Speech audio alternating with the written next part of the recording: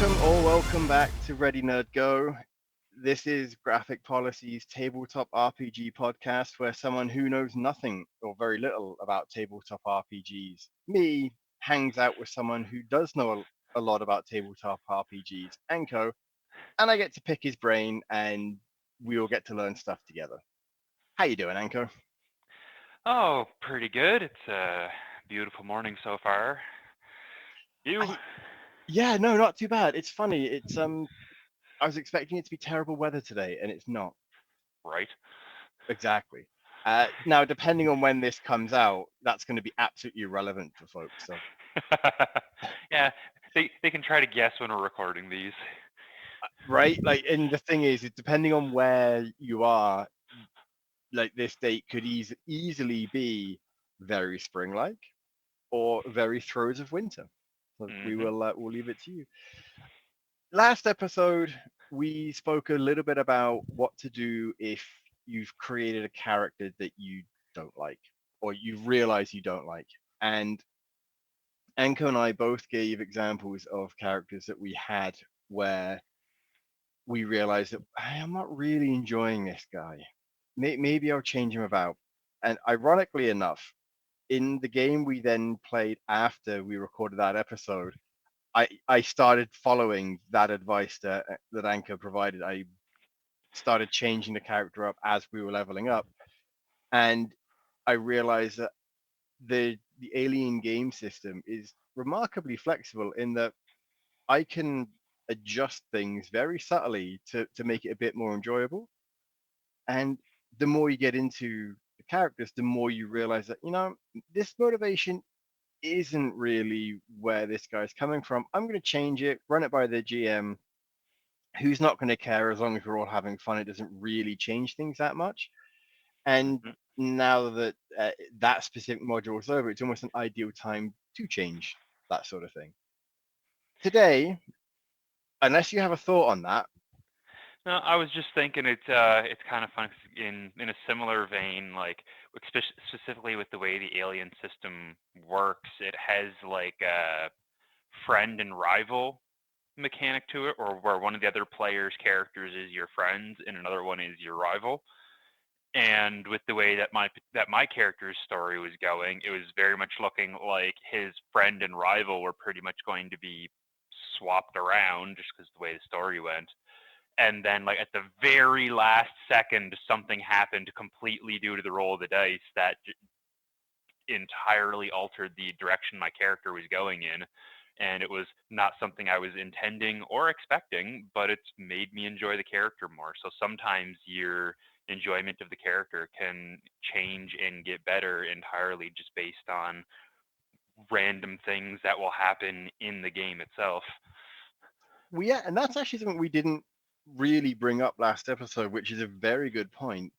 Just because you're not enjoying the character in the moment doesn't mean that something won't change, either of your own volition, but more specifically in this case, something happens in the game that you could never have planned for.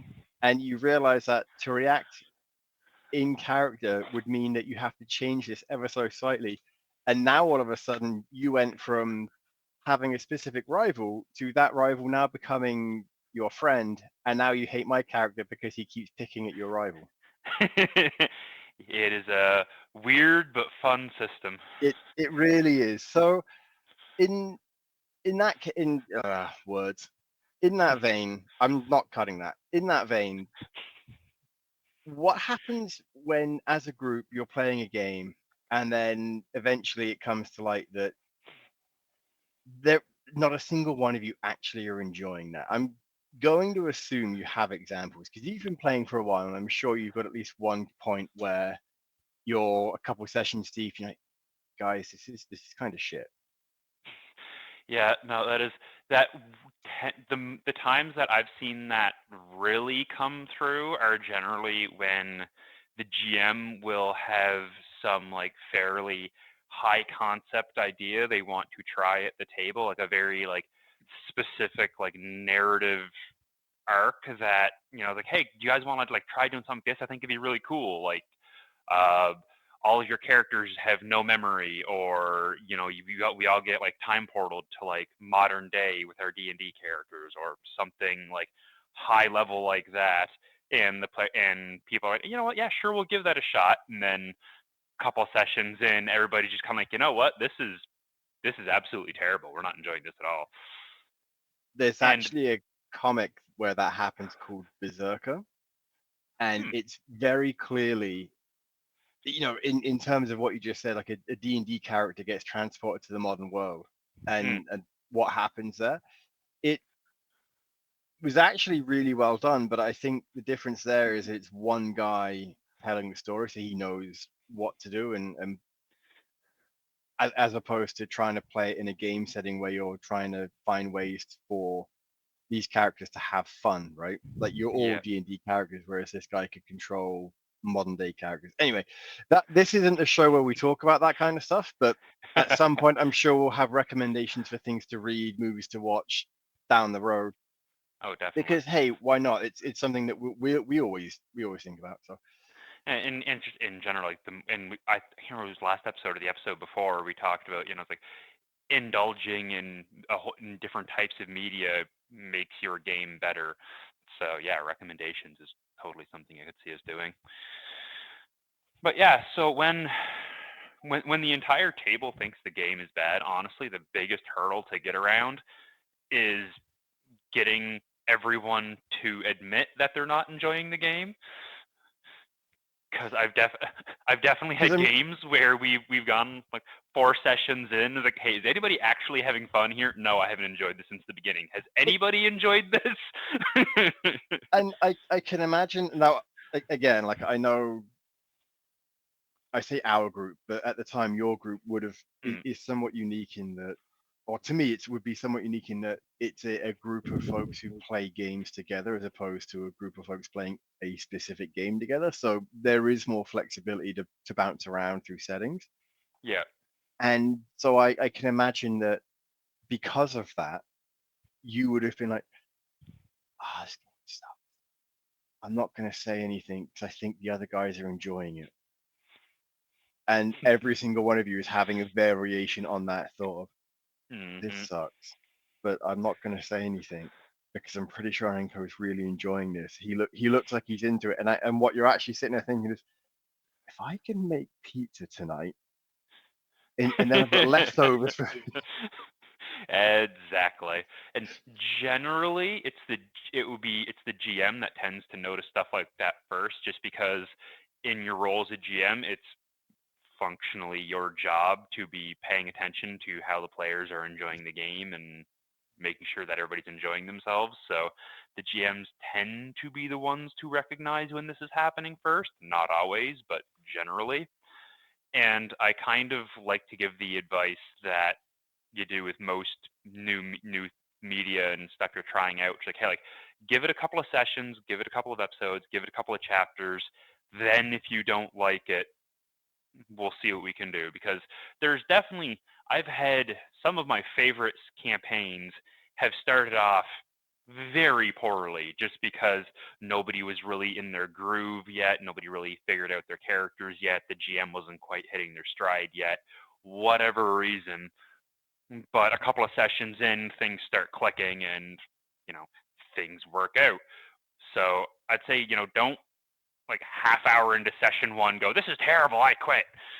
No, and I think that goes back to even what we had touched on with the characters. Like, give it time to breathe. Make sure you understand that you're either not enjoying the game. There's something that you could that's just off a little bit about the game. Yeah. When everyone thinks it's bad and everyone comes to the same realization, I'm going to presume that there's no real official way to do it. It's just is anyone having fun?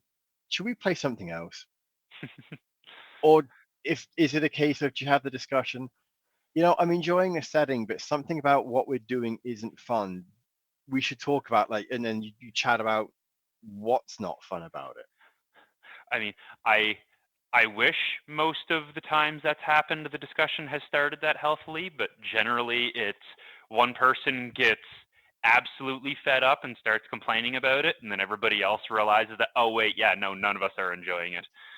it's a case of um, I know we've touched on the social contract before, and I know that we've touched on a lot of the, not a lot, but some of the folks that play tabletop RPG games are or can be a little bit less inclined to have that kind of conversation frankly and openly, Yeah. like the example we just gave. So I suppose in some ways it's a case of you know that you're not enjoying it, but you're not really sure if anyone else is. And so at that point, how do you bring it up? And then all of a sudden, person B is over there complaining about this is stupid, this is so dumb, and you're like, oh, thank God I don't like it.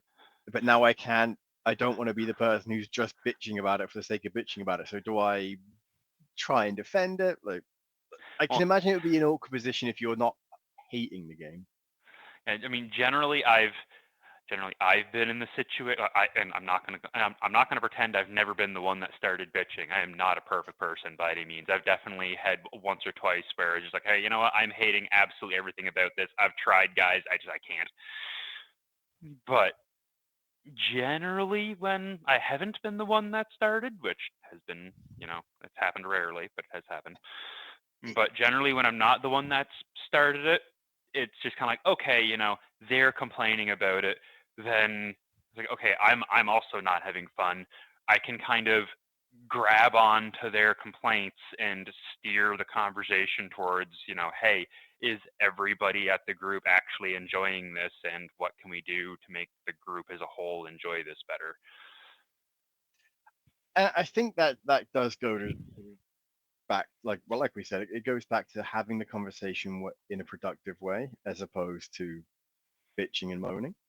Yeah, yeah, because it's like Which it can be very cathartic to bitch and moan on occasion, but 100. So I've with the risk of this falling too far down a specific rabbit hole, anger and hatred can be very cathartic to let out, and yep. when you start releasing that, regardless of what it's at, it can be too easy to fall down the rabbit hole of staying in that lane. And I think that for a lot of people, if you're not necessarily aware of that, it can be difficult to recognize it and to pull back. So Yeah.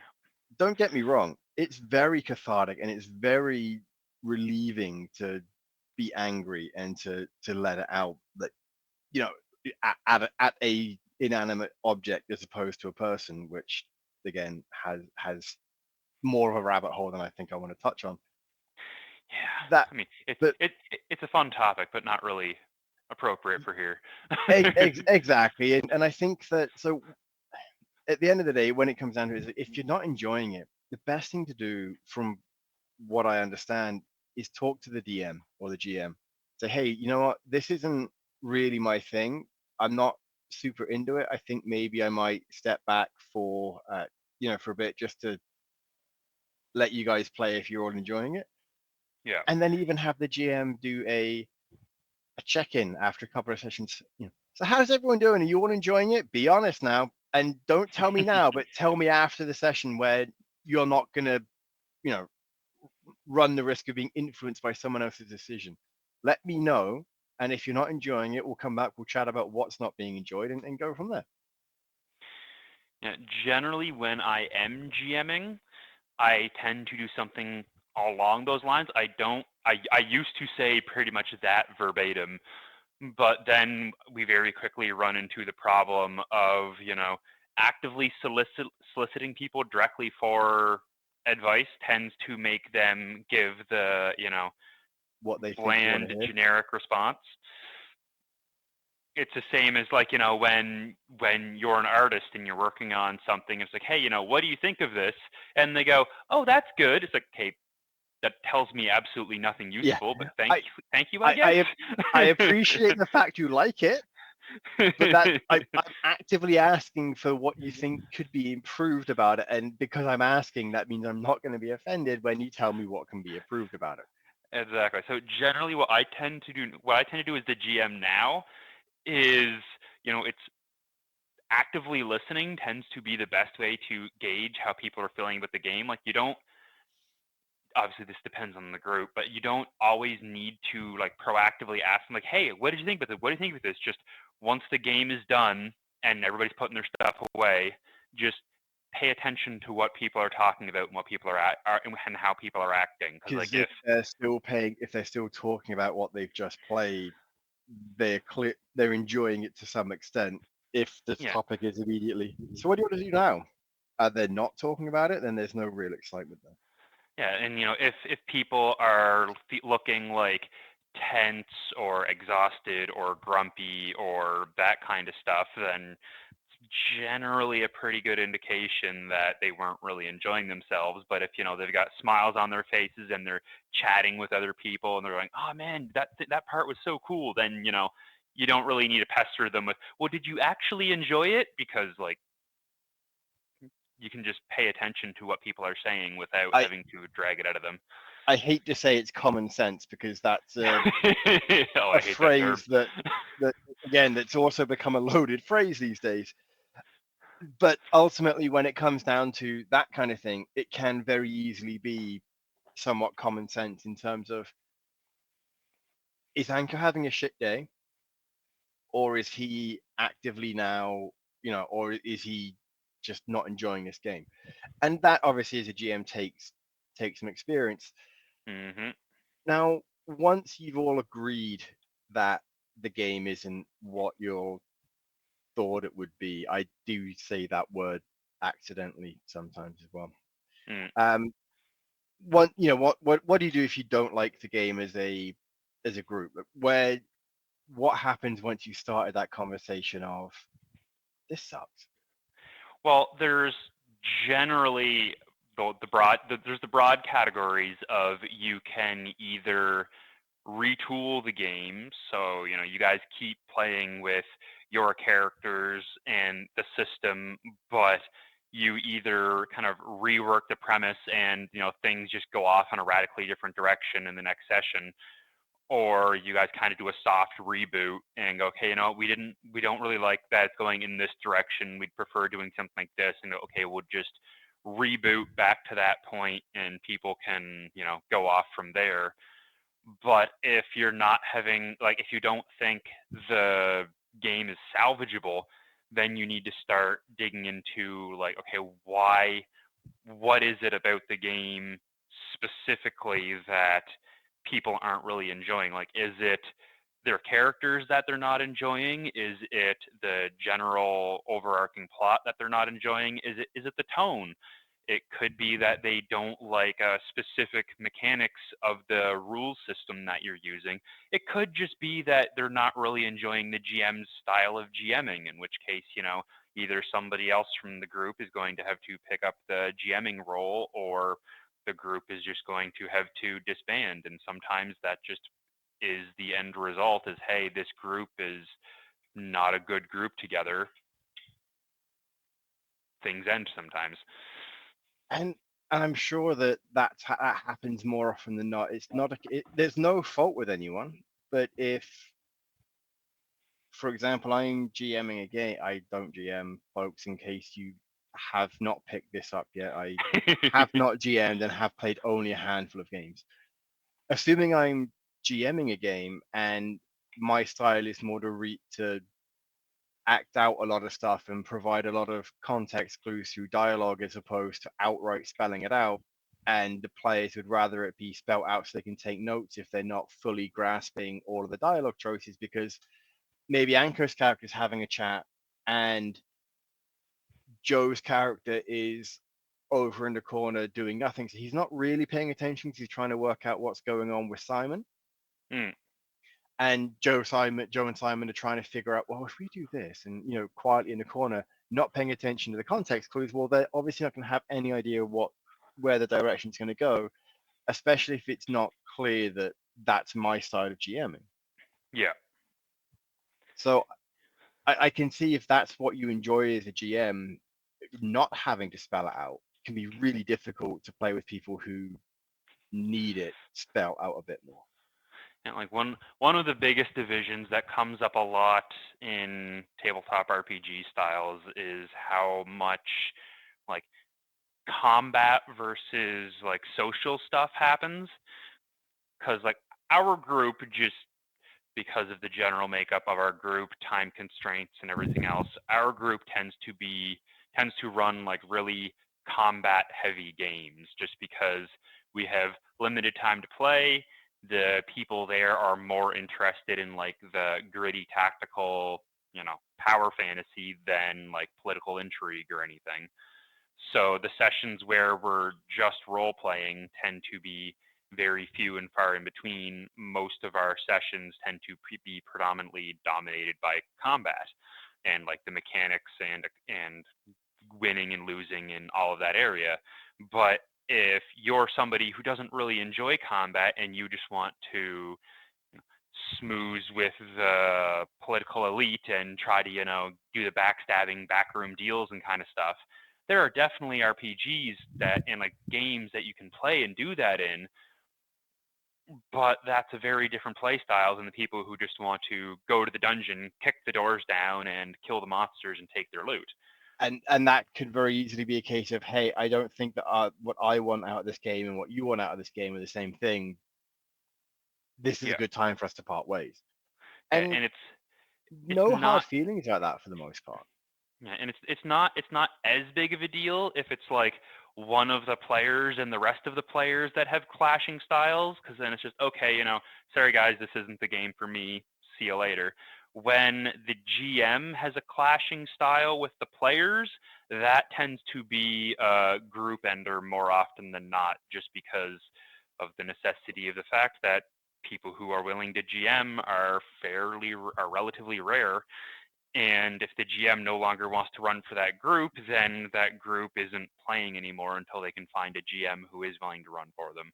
And until they find a GM or one of the group want to step up, which we've talked about before, may not always be as a Yeah. viable option as you would think.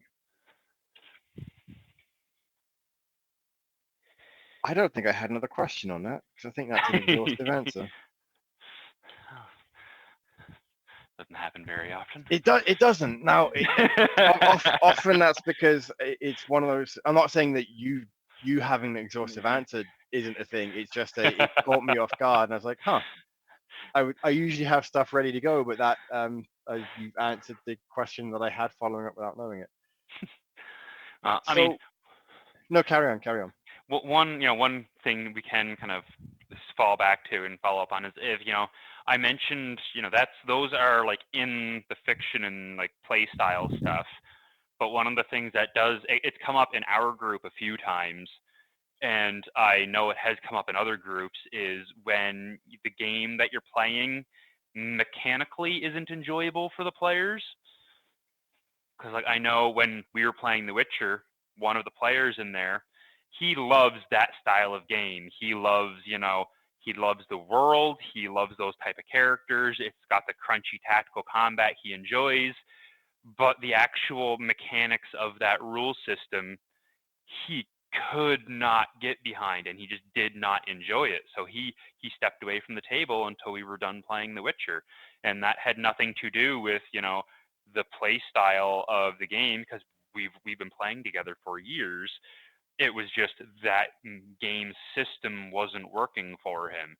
And when that happens, especially at a group level where we're trying a new system and everybody's going, you know what, this just is not working for us, that generally means that, okay, this campaign and these characters are getting scrapped and we're just, too bad, that's disappointing, we're going to go try something new.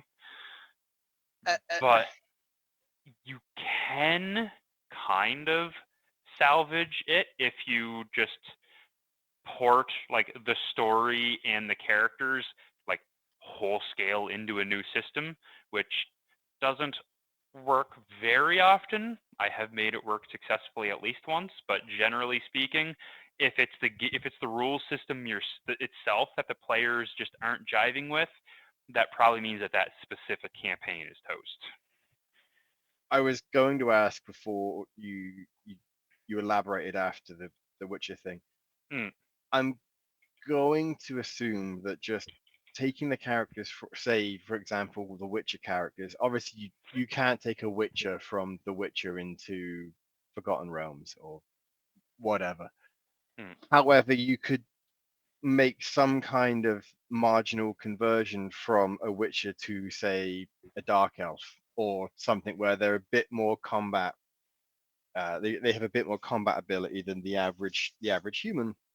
Yep. So there would be some level of transferability, but not everything is going to be the same. Like you're going to have to change. Your witches or your dark elf has not gone through some kind of trial of the grasses, but there are other trials that they could have gone through that you can just adjust slightly. I assume that you've had to do that numerous times where like you said, you adjust the characters, move from one to another, but in some cases, like you said, it just doesn't. It's just not viable. And I don't know how I don't think it's super common my entertainment in doing this, but I like to collect a lot of different types of systems and like just see what's available out there. And one of the things that I always do when I get a new system is I have one character who was from a Pathfinder campaign in it was the Hell's Rebels adventure path, absolute favorite. But that was mostly our GM just made it really come alive too. And I absolutely loved the character I played in that. And one of the things I do whenever, especially when I get a new like fantasy system, is I'll try to recreate that character in that system because you can never get a one-to-one of who this character was, but trying to figure out, okay, how would I express the concept of this character with the mechanical options that the system presents me is a really, for me, fun way to kind of understand the like bounds and limitations of the system that I'm currently messing around with. Like, okay, in the Hell's Rebels game, this character just like he freely generated fire. There's not a lot of systems that have even in fantasy. There's not a lot of systems that just let your character spontaneously generate fire without limit. So it's like, how can I translate that concept into this setting, in this world, in this system? And it can be a very interesting way to poke at the limits and ideas of what they're trying to express. I have so many questions on that, and that's going to be episode 6. Sounds good. Because that's a topic that I think is different to a similar vein, and I do enjoy how we have gone from the first 2 episodes having a plan to the next 3 have been built entirely off what we've discussed. Hmm. It's almost like we're telling a story together. Who would have thought? With a vague structure of rules in place. Exactly.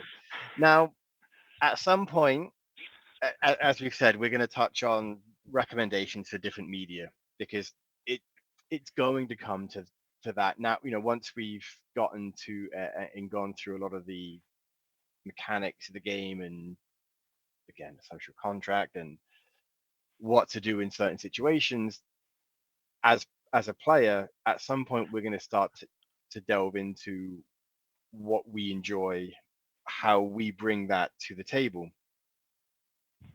In that vein, if you're in an unenjoyable game, and you've touched on this a little bit already, but these are just the 3 things I was wondering about. Hmm. How do you turn the unenjoyable game into an enjoyable game? You said that doing a soft reboot is, it is an option. If someone isn't familiar with that concept, how would you explain it? All right. So generally speaking, the way the easiest way to explain it is if you played video games before, especially ones that have like branching plot point paths.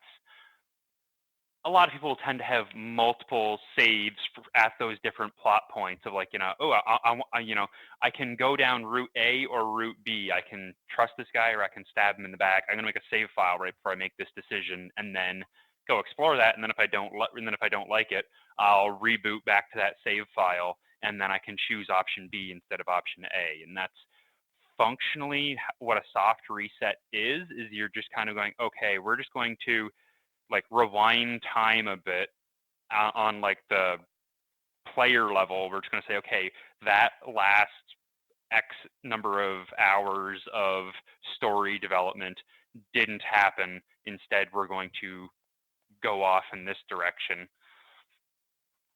I And can then, imagine that would be both really cathartic to, look, we've all wanted to, oh, I really wish I hadn't done that. I wish I could take that back. And you can apologize for some things once said are said.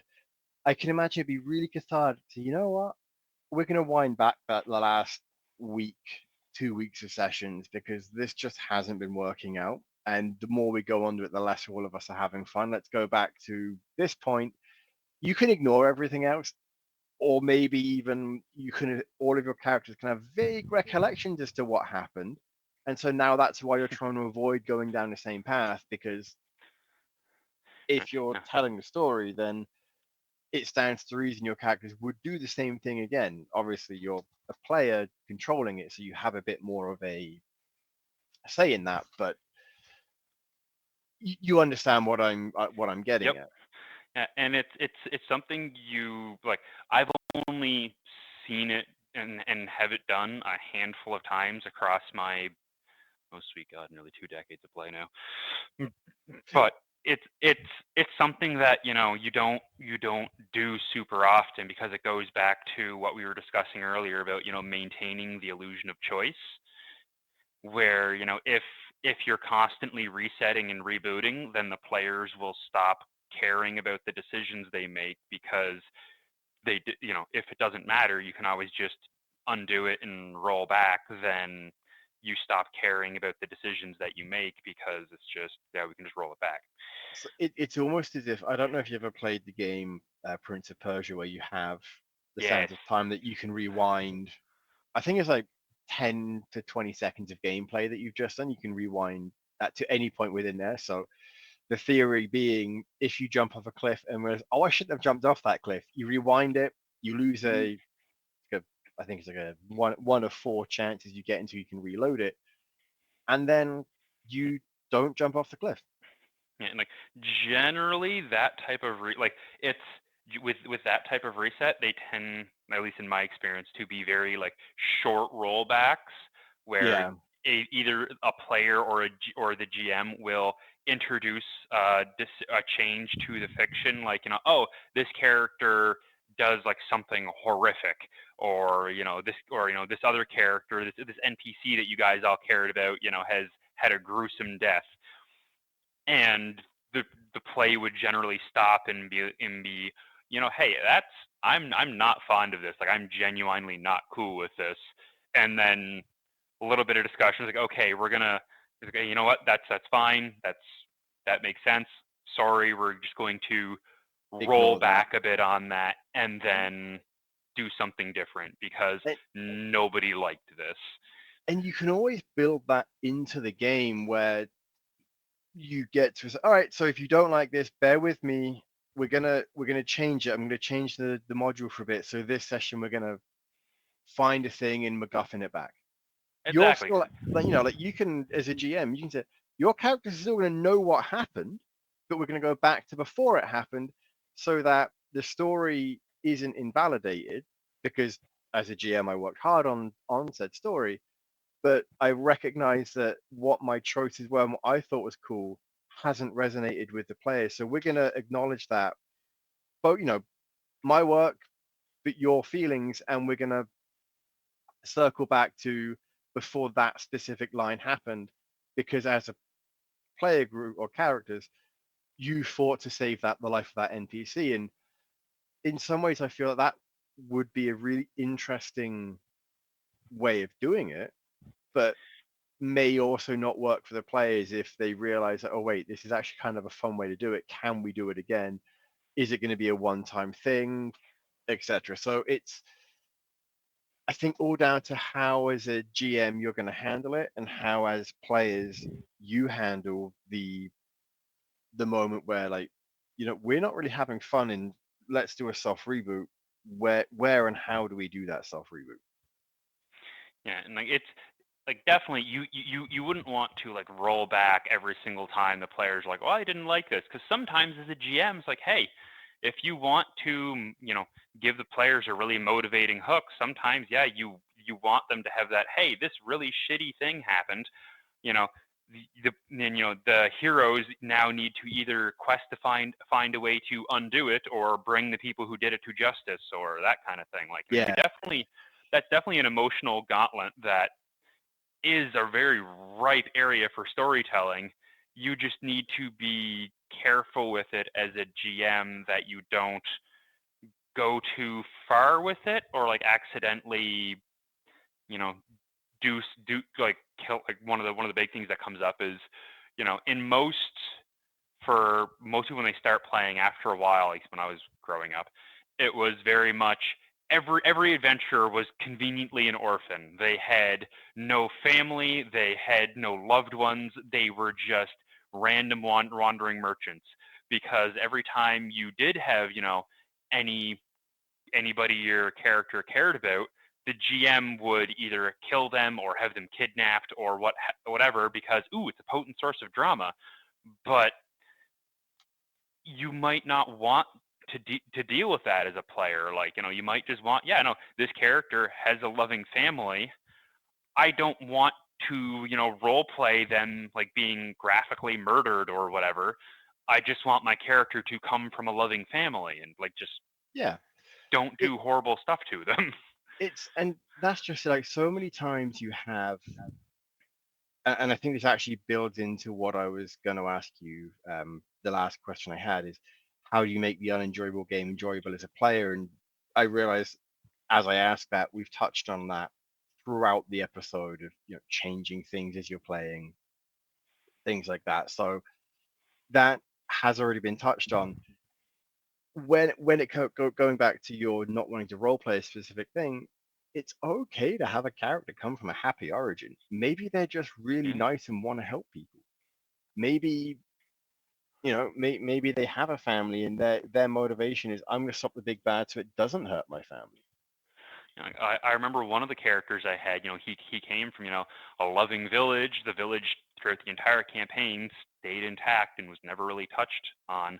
But it was a frequent motivation for the character because, like, every time we'd reach a new settlement, he would send a letter home, and like occasionally, like people from the village would just show up in like minor roles that weren't like oh hey, here's your gotcha moment. It was just oh hey, here's a piece of your character's backstory that's It, just showed up to give flavor to the world.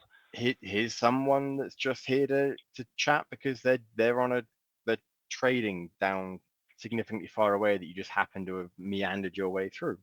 Exactly. It's like And I think that that does build the world itself to so that you would have more enjoyment from it. yeah, because then your character has reasons to care about what's currently happening. Like for me, Mm. I would much prefer to like threaten a character's like a character's like background character. Like, hey, even like an implied threat can be so much more useful than just outright killing them off because once they're dead, the character's dead. There's, except in high fantasy systems and like high level games, there's not really much you can do about that. But, if the character is like, oh, your beloved peasant village is fine right now, but that this bad thing might happen to them in the Hmm. future, then that gives the player all of the agency because then they can, make that decision of, oh, they're in danger. Like, they might be in danger. How can I prevent this from happening? Should I prevent this from happening? Do I want to handle it directly? Do I want to try to like go back home and like teach them to defend themselves and build up their defenses? Or do I want to go straight to the source of the problem and try to take care of it myself? And giving the players the agency directly as opposed to, hey, I murdered your beloved background characters. Have fun with that. I think that ultimately what we're saying, or what you're saying in that case, is there are ways to make an unenjoyable game enjoyable, but it really comes down to how much the GM is willing to flex the story they were going to tell and how Yeah. much agency they're giving to the players. Look, I don't, this character has to die for the story, so that's not going to change. But if you really aren't enjoying it, we can MacGuffin it, roll back to a certain point. That person is still going to die, but otherwise the story just doesn't work. It's a conversation you can have, as the saying goes, above the table, Yep. which I'm fairly sure we have touched on a lot of the GM and the tabletop RPG sayings in probably the first episode, and if we haven't, then hopefully at this point people can Yep. pick it up. But we did touch on it, because ironically enough, at one of our last game sessions, someone said something, was like, I actually know what that means because Anko told me. So Well, I'm glad it's sticking with you. right, at least one person's getting something out of this show. Excellent. So I don't have any further questions, and the thing I really want to ask you about, I'm asking you about next week, and I've actually already started my notes for next week's episode. Now, I say next week because you and I are recording next week. Mm-hmm. We don't know exactly if it's going to be next week or next 2 weeks. We're still figuring out the release schedule, folks. If you haven't picked it up, we've deliberately recorded about 4 or 5 episodes in advance so that we have a backlog. We're not reliant on trying to do this every week because life happens. Exactly. And while Alex is relying on me for all of the tabletop knowledge, when it comes to the podcast world, that is very much his wheelhouse, where I am the newbie. So It makes for a good team, because that way Anko can sit here and chat about what he knows, and I can ask the questions and do the background stuff. It makes me feel useful to the show. Well, it wouldn't be happening without you. So. You.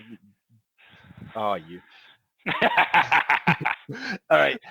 On that note, folks, hopefully we've given you something to think about. Hopefully you're getting something out of this. And I think it's next episode we're asking the question to see how observant people are. I think that was our plan. And if not, then you're really going to be wondering what we're talking about. So until that time, I forgot how I was going to end it. Well, generally we've gone with game on.